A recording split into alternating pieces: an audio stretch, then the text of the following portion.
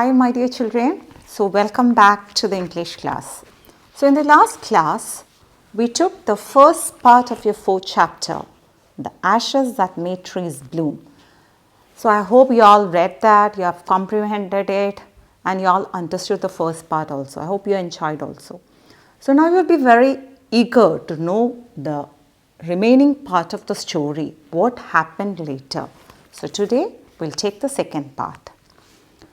Not long after that, the good old man dreamed again, and the spirit of the dog spoke to him, telling him how the wicked people had burned the mill made from the pine tree. Take the ashes of the mill, sprinkle them on the withered trees, and they will bloom again, said the dog spirit. Now, the second time, the spirit again came in the old man's dream and said, See, master, that mill has been burnt by that wicked couple. So, do one thing, you take the ash from that and you sprinkle it on withered trees. What is withered trees? The trees which have gone dried out, no leaves, nothing, it's not blooming and all. Such trees we call withered trees. So, sprinkle the ashes on withered trees and see what will happen. It will bloom again. The old man awoke and went at once to his neighbor's house, where he found the miserable old pair sitting at the edge of their square fireplace in the middle of the floor, smoking and spinning. From time to time, they warmed their hands and feet with the blaze from some bits of the mill, while behind them lay a pile of the broken pieces. Now, this man, what did he do? He went to the other couple's house to get some ashes from them. So when he went, they were sitting near the fireplace and they were warming up their hands and feet and all. And one was spinning and the other was smoking, and they were enjoying themselves. The good old man humbly asked for the ashes. Though the courteous couple turned up their noses at him and scolded him as if he were a thief, they let him fill his basket with the ashes. Now, what did this poor man? He was so humble, he was so kind, so very humbly, so very generously asked them to give him some ashes. And what did the other people do? They're very coward, no? So, they are very courteous, very evil people.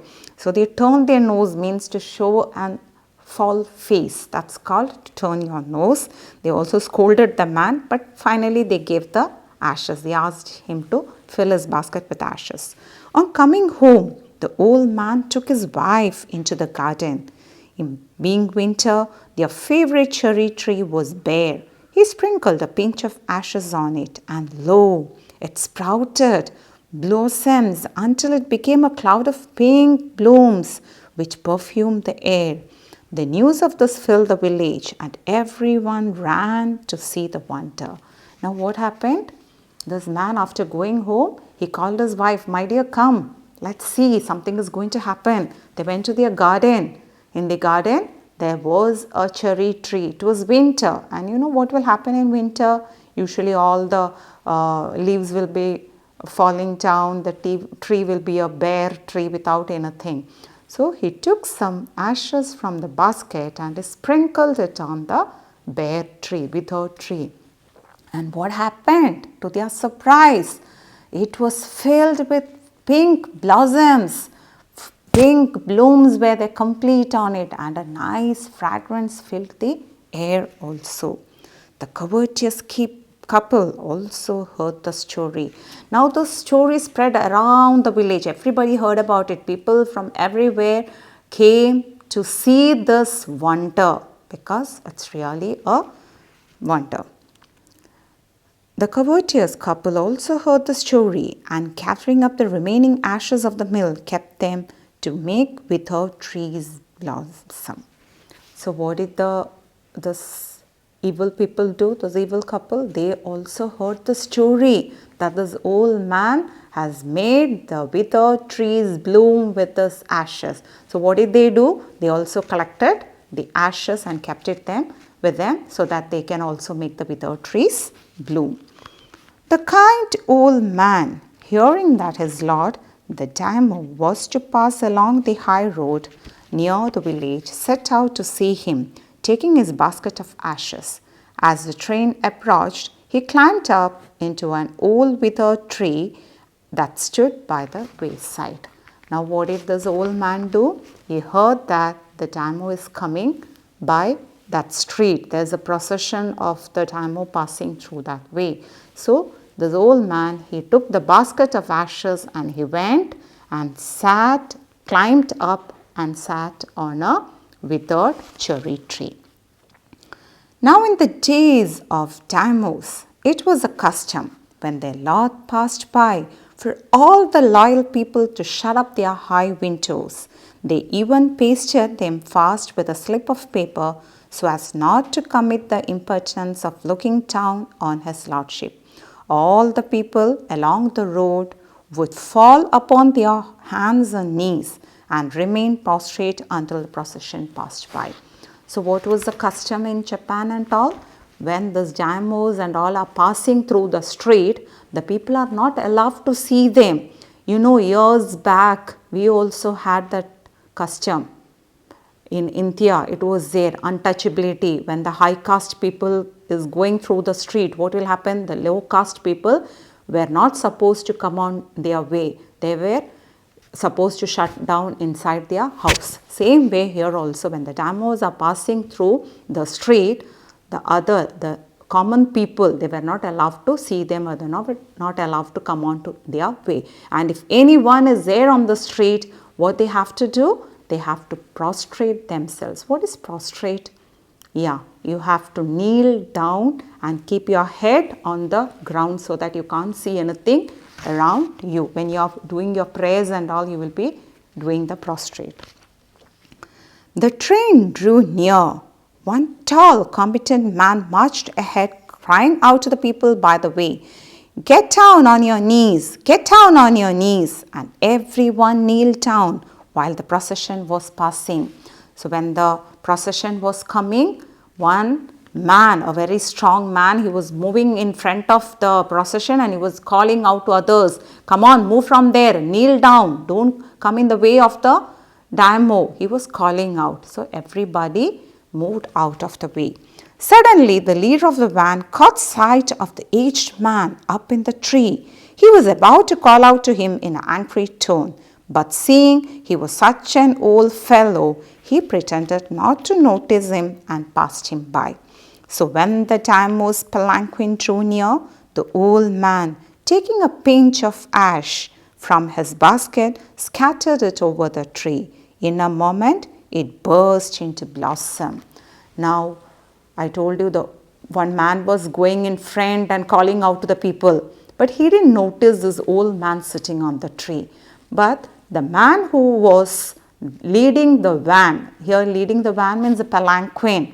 Okay, you know what is a palanquin? In olden times, this king, queens and all, they will be carried on palanquins where 4 people will be carrying the thing on their shoulder. Such a thing is called the palanquin. So here the daimyo was sitting in a palanquin and the people were carrying it. In front of them there were so many people, back also so many were there. So the man who was leading it, he suddenly saw this old man sitting on the tree. So he was so angry because they are not supposed to sit like that. He was about to shout at him to come down. But then he noticed it's an old man. What is he going to do to the daimyo? He's not going to do any harm to them. Let him be there. He didn't care it and he just left it out. Now what did this old man do? Right when the palanquin was just down to the withered tree, he took a pinch of the ash from the basket and he sprinkled it. Immediately what happened? The tree was completely blossomed. The delighted daimyo ordered the train to be stopped and go out to see wonder. Calling the old man to him, he thanked him and ordered presents of silk robes, sponge cakes, fans and other rewards to be given him. He even invited him to his castle. So the old man went gleefully home to share his joy with his dear old wife. Now what happened? The daimyo was surprised. He was so happy. So he told the soldiers to bring the man down. He came down. He thanked him for giving him such a joyful sight. He also gifted him with so many things. The old man was so happy. He went to his house to share his happiness with his dear wife. But when the greedy neighbor heard of it, he took some of the magic ashes and went on the highway. There he waited until a demo train came along, and instead of kneeling down like the crowd, he climbed a withered cherry tree. Now, I told you this greedy old couple, this greedy man, he also heard about it. The couples heard about it, and this man, what did he do? He also took the basket of these ashes, the magic ashes, and he also thought he'll also make wonders. He'll also please the damo, and then he'll also be rewarded by the damo. So he also went for that. Instead of kneeling down, he climbed on a withered cherry tree and he waited for the damo to pass by. When the damo himself was almost directly under him, he threw a handful of ashes over the tree, which did not change a particle. The wind blew the fine dust in the noses and eyes of the damo and his wife. Such sneezing and choking, it spoiled all the pomp and dignity of the procession. The man whose business it was to cry, "Get down on your knees," sneezed the old fool by the collar, dragged him from the tree, and tumbled him and his ash basket in the ditch by the door. Then, beating him soundly, he left him for dead. Now, what happened? This man, when the damo was just under the withered tree, he also took a pinch, not a pinch, he took a handful of ashes. Okay, he was so greedy for everything, he wanted to get everything more and more. So here, instead of taking a pinch of ash from the basket, he took a handful of ashes from the basket and he threw it on the withered tree. Unfortunately, what happened? Nothing happened. The trees did not bloom. Instead, the wind came and all the dust particles were scattered. It went into the nose and the eyes of the damo and his wife, and everybody started sneezing and choking, and everything went up as a mess. Now, the soldiers got angry. They seized him from the tree. They brought him down and he was beaten to death. Thus, the wicked old man died in the mud, but the kind friend of the dog dwelt in peace and plenty, and both he and his wife lived to a green old age. And finally, what happened? This man, because of his greediness, all this happened. He was put to death. At the same time, the kind old couples, they lived forever. Green old age means in prosperity, they lived for many more years. And that's the story. So I hope you all enjoyed the story. So children, please read it and comprehend it and try to find out the answers of the questions that comes at the end of the story. So thank you so much.